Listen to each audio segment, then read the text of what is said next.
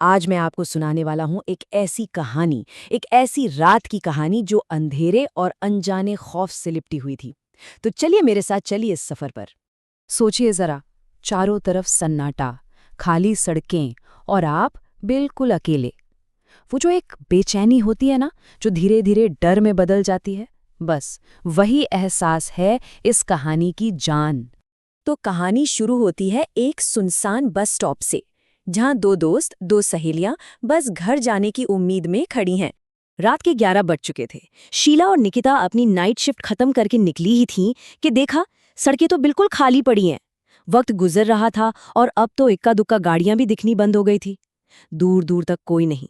दिल में एक अजीब सा डर बैठने लगा था। धड़कनें तेज हो रही थीं। एक ने दूसरे से कहा, अगर कोई सवारी नहीं मिली ना, तो लगता है रात यहीं बस स्टॉप पर गुजारनी पड़ेगी। ये सिर्फ एक चिंता नहीं थी, ये उनकी बढ़ती हुई निराशा की आवाज थी। उन्हें साफ लग रहा था कि वो इस सुनसान रात में बुरी तरह फंस चुकी हैं। और फिर ठीक उसी वक्त जब सारी उम्मीदें दम तोड़ रही थीं, अंधेरे को चीरती हुई एक रोशनी दिखाई दी।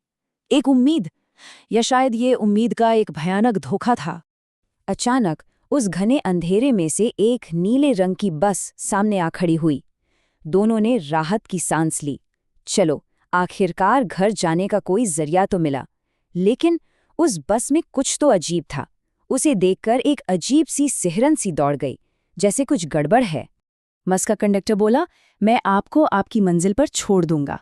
लेकिन उसकी आवाज में एक अजीब सी, कुछ ज्यादा ही उत्सुकता थी, जैसे वो बस उन्हें किसी भी तरह बस के अंदर चाहता हो।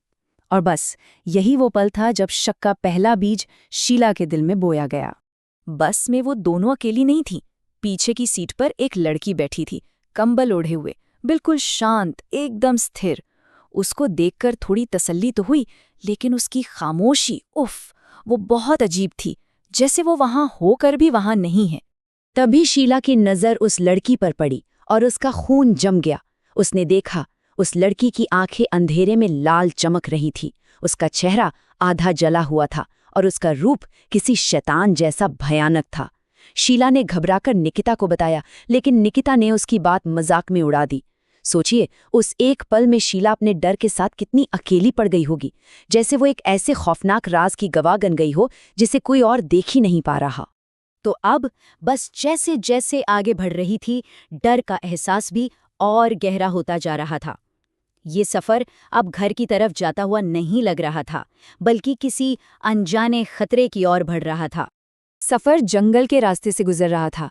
11:15 खुली खिड़की से काली बिल्ली अंदर कूदी। ठीक 12 बस एक अजीब, बड़ी दाढ़ी वाले आदमी के लिए रुकी। और 12:15 ड्राइवर ने बस को एक गहरी खाई के ठीक बगल में इतनी तेजी से दौड़ाना शुरू कर दिया कि उनकी सांसें अटक गईं। हर एक घटना के साथ वो बस एक पिंजरे जैसी लग रही थी, जिससे निकलना नामुमकिन था। कंडक्टर कहता रहा, अरे वो कुछ नहीं करेगा, नुकसान नहीं पहुंचाएगा। लेकिन हकीकत ये थी कि उस आदमी को देखकर ही रूह कांप रही थी।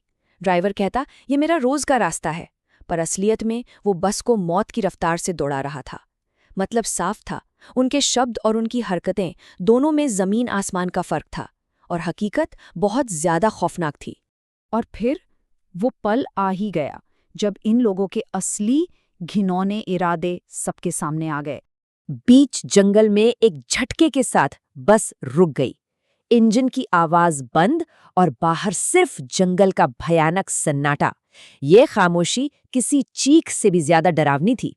और फिर उनमें से एक बोला, पहले पीछे वाली को पकड़ते हैं, फिर इन दोनों को संभालेंगे। बस इन शब्दों के साथ सारा दिखावा खत्म हो गया। ये साफ हो गया था कि वो शिकारी थे और ये लड़कियां उनका शिकार। अब कोई छिपा हुआ डर नहीं था, खतरा बिल्कुल सामने खड़ा था। लेकिन उन दरिंदों को ये नहीं पता था कि जिस शिकार को वो सबसे कमजोर समझ रहे थे, वही उनका काल बनकर बैठी थी। जैसे ही उस आदमी ने लड़की को पकड़ा, उसकी आंखें दहकते कोयलों की तरह लाल हो गईं और उसके मुंह से नुकीले खतरनाक दांत बाहर निकल आए। एक ही पल में पासा पलट चुका था। शिकार अब शिकारी बन चुकी थी। उसका वो रूप इतना भयानक था कि देखने वालों के होश ही उड़ गए। और फिर हुआ फौरन और क्रूर इंसाफ। पहला हमलावर उसे एक झटके में सीट पर पटक कर मार दिया गया। ड्राइवर डर के मारे बस से कूदा, लेकिन ठीक उसी वक्त एक गुजरते हुए ट्रक ने उसे कुचल दिया और कंडक्टर उसे गले से पकड़कर नीचे गहरी खाई में फेंक दिया गया। पलक झपकते ही एक के बाद एक तीनों को अपनी करनी का फल मिल गया। ये ताकत, ये गुस्सा, ये किसी इंसान का नहीं हो सकता था। ऐसा लग रहा था जैसे कोई अलौकिक शक्ति खुद बदला ले रही हो। तो इस खौफनाक रात का अंत भी उतना ही रहस्यमयी था जितनी इसकी शुरुआत। शीला और निकिता ये सब देखकर बेहोश हो गईं। अगली सुबह जब उनकी आंख खुली तो उन्होंने खुद को एक सरकारी अस्पताल में पाया। उन्हें कुछ भी याद नहीं था कि उन्हें किसने बचाया या वो वहां तक कैसे पहुंची। वो रात, वो बस, वो लड़की, सब कुछ एक बुरे सपने की धुंध में खो गया था। तो सवाल अब भी वही है, आखिर वो कौन थी? क्या वो कोई फरिश्ता थी या कोई शैतान, या फिर कोई ऐसी शक्ति जो उस बस में मौजूद बुराई की तरफ खुद ब खुद खींची चली आई थी? ये एक ऐसा सवाल है जो शायद हमेशा इस कहानी के साथ जिंदा रहेगा।